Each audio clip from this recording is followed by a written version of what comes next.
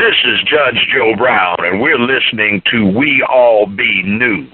News-free Dixie for the 21st century. We remember the Black Lives Lost on Nathan Bedford Forrest Day, Sunday, July 10th, 2016, 12 noon Central to 4 p.m. Central, at the Health Sciences Park, formerly known as Nathan Bedford Forrest Park, located on Union Avenue facing the Office Depot, Madison Avenue and South Dunlap Street, Memphis, Tennessee, 38103. Dear Black people and other concerned citizens of the Memphis and Mid-South area, it seems rather odd that in a city that is 70% black or African American, that there is hardly any black face present when the sons of Confederate veterans held their annual love fest to Nathan Bedford Forrest on the eve of his birthday on one of the busiest streets in downtown Memphis. Nathan Bedford Forrest was the GOAT, or greatest of all times, of slave traders. He and his partner, Maples, ran the largest slave market or human super Walmart in the USA before the start of the Civil War.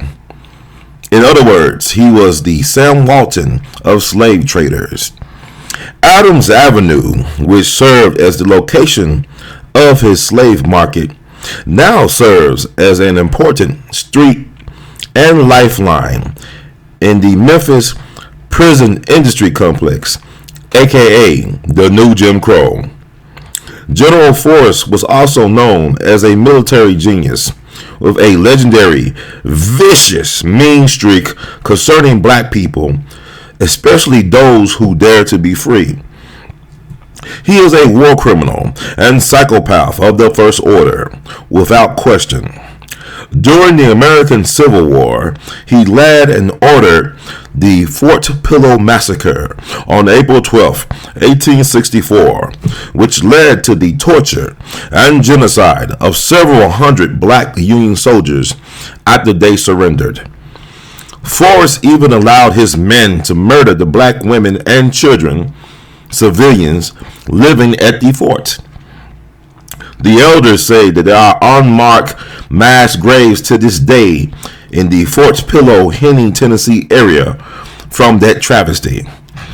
On top of that, General Forrest became a founding member and the first Grand Wizard of the Ku Klux Klan, also known as the KKK, a homegrown Christian terrorist organization who were in their prime the forerunners of Al-Qaeda and ISIS.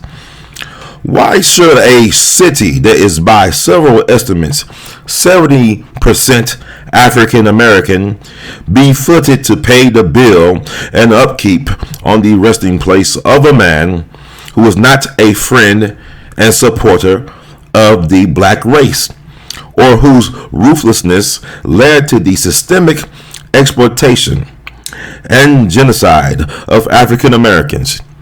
It should also be noted that General Nathan Bedford Forrest may perhaps be the father of the private prison industry complex, aka the new Jim Crow.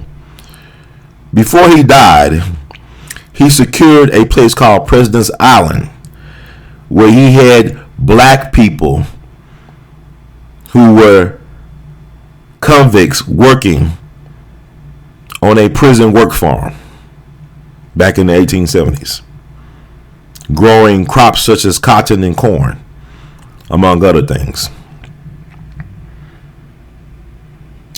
Why should African Americans who are law-abiding and tax-paying citizens be afraid to visit a park on General Forrest's Day when their taxes pay the upkeep on the tribute to one of the greatest white supremacists and terrorists this country ever produced?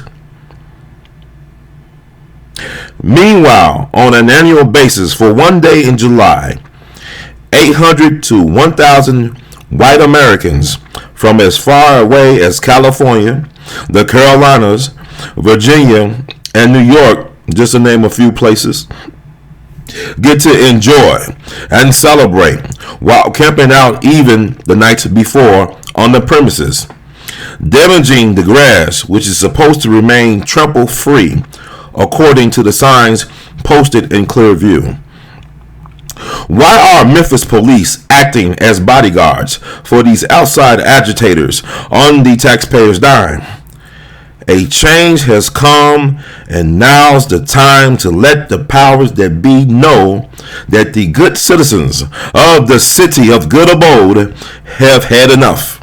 Nathan Bedford Forrest Park and statue must go. Last year I covered the ritual and spectacle for We All Be News, Radio, and TV. I was only one of maybe 6 to 8 blacks present. Although the keynote speaker was black, many of the whites were surprised to see me there, as if I should be intimidated by them and the 9,500-pound equestrian statue, or if I was abnormally out of place in a city that's 70% African American.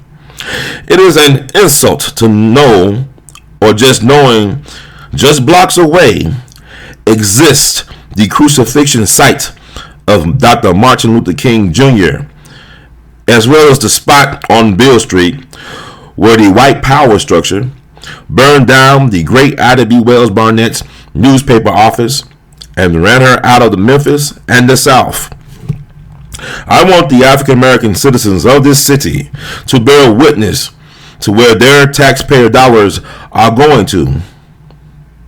When you can justify closing neighborhood schools in predominantly black neighborhoods and yet use the taxpayers' money for paying the upkeep on a great symbol of white supremacy, social injustice, and racial hate and strife, then there is a problem and failure to communicate. Nathan Bedford Forrest wanted to be buried with his men in Elmwood Cemetery. And so let the good people of Memphis send him back where he and his wife belongs. This is about good people standing up for what is just, right, and long overdue. Come one and come all. White power is based on divide and conquer, while black power is based on unity and solidarity. Stand on the right side of history.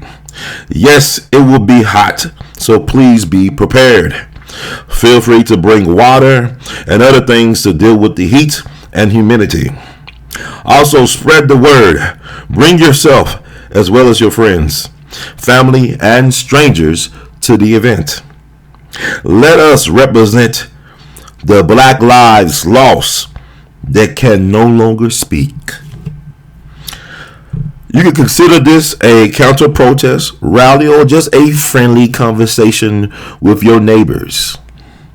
As Brother Frederick Douglass said years ago, power concedes nothing without a demand.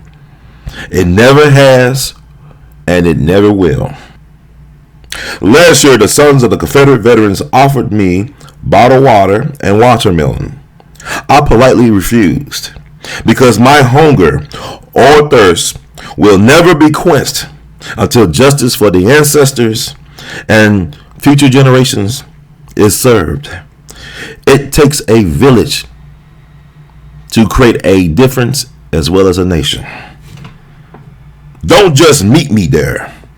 Beat me there. Justice be ours. Brother Ron C. Hurd II, a.k.a. R2, C2, H2, the artivist. Please check out We All Be News, Radio, and TV for more information on why you should be in Forest Park on Sunday, July 10th, 2016, from 12 p.m. Central, which is noon, to 4 p.m. Central. Once again, don't just meet me there. Beat me there. In the words of the great Duke Ellington, We love you madly.